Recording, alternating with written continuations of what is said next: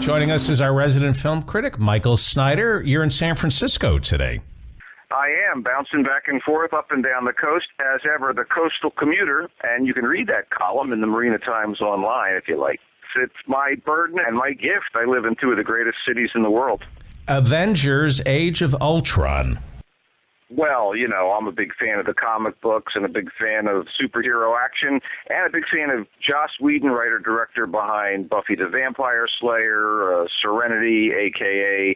Firefly, and Dollhouse, and he's a fine creative force in entertainment, and he knows how to do an ensemble genre film. He can maybe do it in his sleep, but you can't be asleep when you have $200 million plus on the budget tote board, and he wasn't when he did The Avengers, the first film in this series, which is part of the Marvel Cinematic Universe. Marvel Comics decided to actually create a bunch of interlocked films that would feed off one another, solo movies with their heroes, and then even crossbreed them with television programs, including Daredevil, which is available through Netflix and is a fantastic, gritty sort of crime drama that has tenuous connections to the Marvel superhero stuff, but is a little more grounded in reality. Age of Ultron is as explosive and comic book-like as you can get. In fact, there are moments that seem to be comic book covers or splash panels come to life. And I say this to its credit, but I've seen the film twice, to be honest with you. You can get them in 2D and you can get them in IMAX 3D when they're movies like this.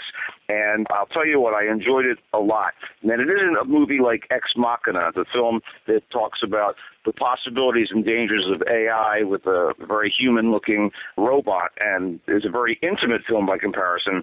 But in the context of this sprawling, transmedia, multi-platform monster that Marvel is building, and they've reacquired the rights to use their Spider-Man character, by the way, from Sony, so he's going to be folded into all this stuff, which, again, is planned out for years, and I think that it's kind of a heartless, kind of money-grubbing creature on a lot of levels it is, but Joss Whedon gives it wit and heart. And this movie rocked and rolled and entertained the hell out of me. Captain America: The Winter Soldier is the most important movie that preceded about the Star-Spangled Avenger who had been frozen in time and emerges in our world and has to deal with all kinds of espionage.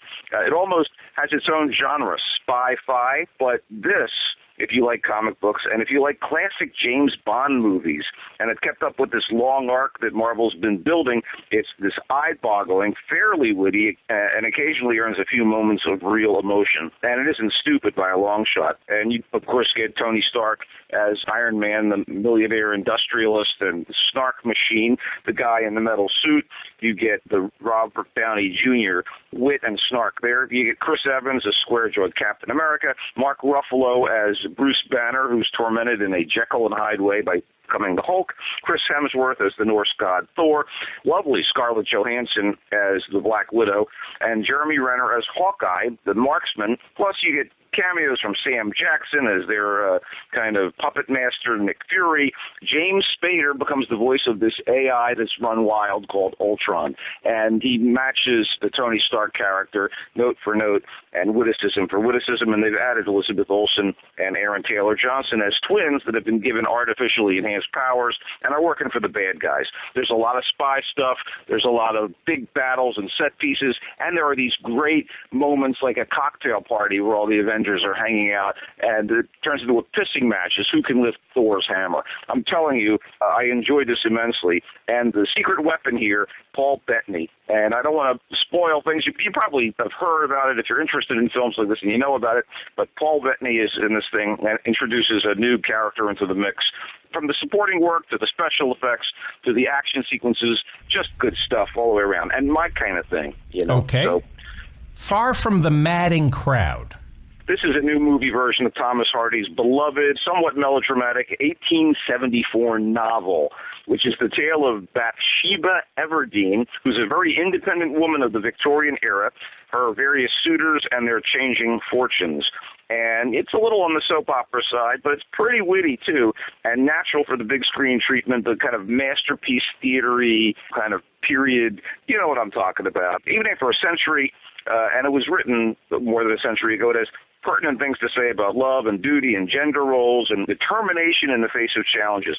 And this movie's been made before. The adaptation, 1915, I think. It was a silent movie, but the one in 1967 done by John Schlesinger and starring Julie Christie as Bathsheba and Alan Bates, Terrence Stamp, Peter Finch as the men, that really rings out as something wonderful. And that rendering wasn't a big hit in the States, but it was well received in Britain and won a bunch of awards. This version is ideal for the modern times. I mean, strong-minded, self-sufficient heroine, good fit, right, for the 21st century. And her problems fuel the story's engine. The director is a Danish guy, Thomas Vinterberg, who did The Celebration, and he's blessed with a very, very savvy, like bright-eyed, endearing Bathsheba in the form of Carey Mulligan. This is an actress who's really matured past her like adorable ingenue phase. She was so great in Education and various other films, and she brings all the pluck, passion, kind of an honorable demeanor to the central role. Irresistible on camera. And her supporting stars are fantastic, too. Belgian actor Matthias Schoenaerts is this rough-hewn, steadfast, simple sheep farmer Gabriel who loves her and cannot match her and has problems getting next to her and sticks by her despite all the problems. Michael Sheen is spot on as William Boldwood, who is the wealthy and a decent but socially awkward neighbor who wants to marry her. And then there, of course, is the handsome soldier with the checkered past, Sergeant Troy, who manages to weasel his way into her life and dazzle her. Tom Sturridge plays him. This is worth a ticket just to see Mulligan going toe-to-toe with Sheen. Fine stuff, man. Really appreciated, far from the madding crowd. Welcome to me. Well, Kristen Wiig takes on a serio-comic role as a woman with borderline personality disorder. And for the first half of this movie, I was sort of knocked out. This woman is problematic and shows her in her weirdly obsessive way and in her very awkward social interactions.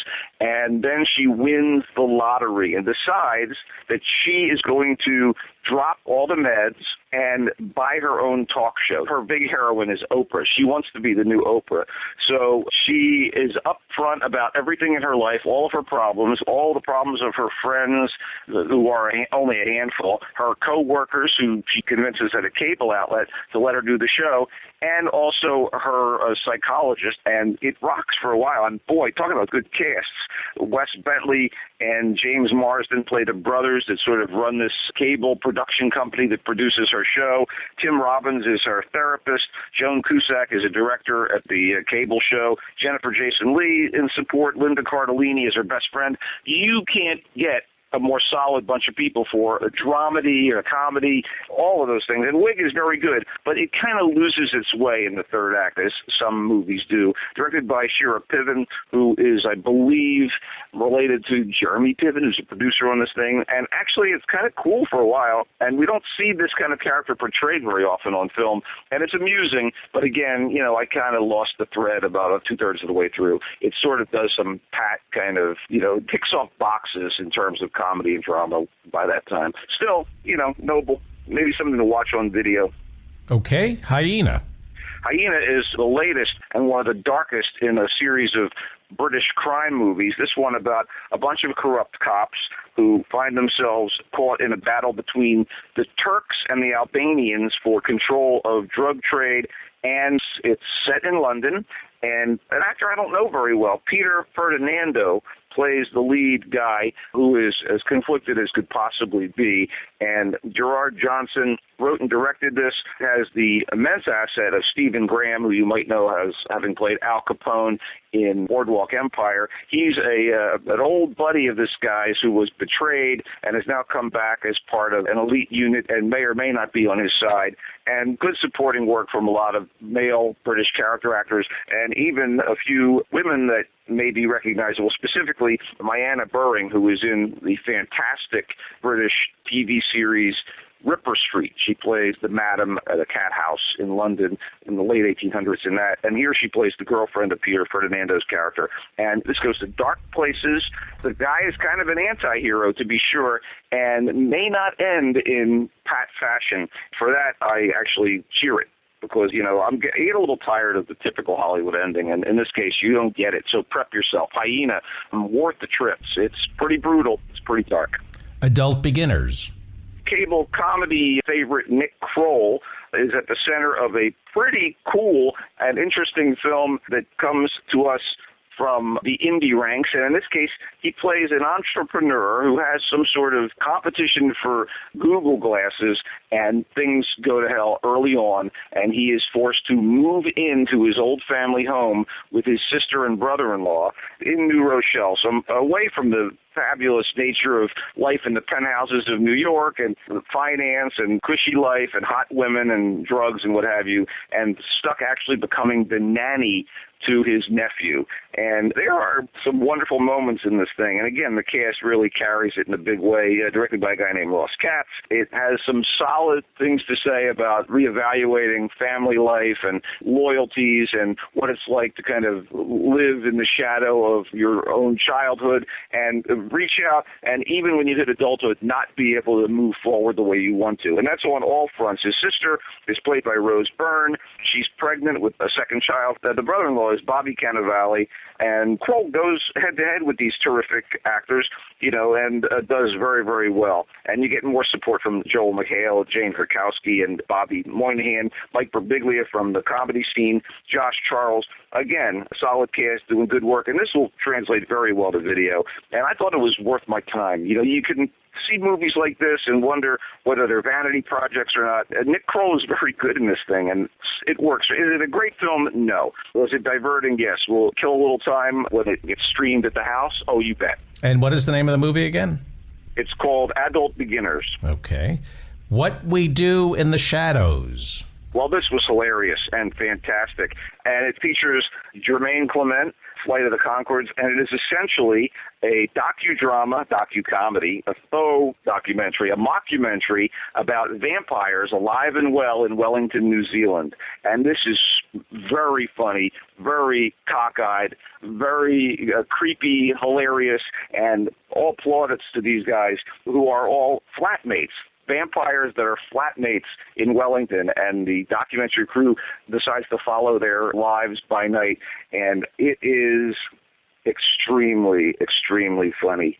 4 vampires with problems. I just thought, wow, what an incredibly clever idea. And, of course, there are vampires of different ages, including a Nosferatu-type guy who sired at least one of the other vampires and has been around forever. And then guys that are more accustomed to modern life. And to see vampires going out to a local disco to meet potential victims and having a hell of a time getting in because they're so awkward in terms of modern life and modern behavior is funny in and of itself, but it goes further and further and further, culminating in a big sort of goth ball that they all attend every couple of years. I really thought this movie rocked, and Jermaine Clement was good as he ever is. What We Do in the Shadows, high marks. The Age of Adeline. Well, this is like Nicholas Sparks of The Notebook, The Vow, and lately The Longest Ride decided to write a sci-fi fantasy novel instead of the swirly romantic claptrap he usually cranks out. In this case, Adeline Bowman, played by Blake Lively, is a young woman of around 29 years old, and 8 decades ago she's struck by lightning and doesn't age. She has a child, a little girl who grows up and gets older, and she has to watch this and watch all the people around her age, die, fall away, and she has to keep changing her identity because she's afraid that if scientists and government types get a hold of the idea that she's ageless, they're going to dissect her.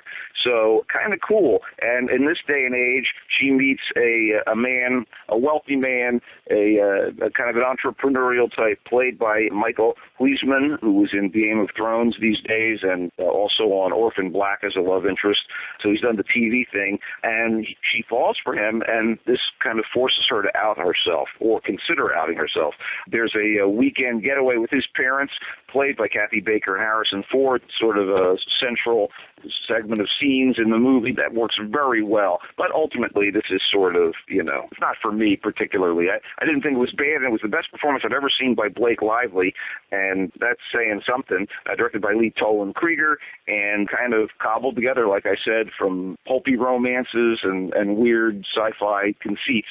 Will love triumph overall? I don't know. Tough to say. But, I'm on the fence about something like this. And I can't read my handwriting. Let me see if Water Darius?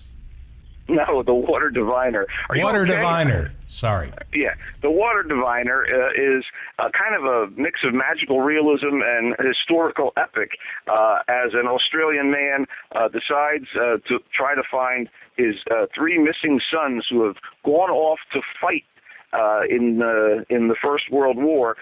So he goes to the site of the Battle of Gallipoli to see where they are. He's certain that they're dead, and he's going to bring their bodies back to the farm in Australia that he has worked for years and years. And Russell Crowe plays this guy and also directs the film, and the war segments that they cut back and forth to are pretty fantastic, and the performance really grounds the movie beautifully. There's some corny kind of quasi-romantic stuff going on as well. Olga Kurylenko, who is a Ukrainian actress who's been in a Bond movie before, plays a Turkish woman with a son that this guy bonds with, and the Turkish woman, of course, is a widow, and she has an abusive brother-in-law who wants to marry her and runs this little inn and invites this person from the warmongering West to stay with them.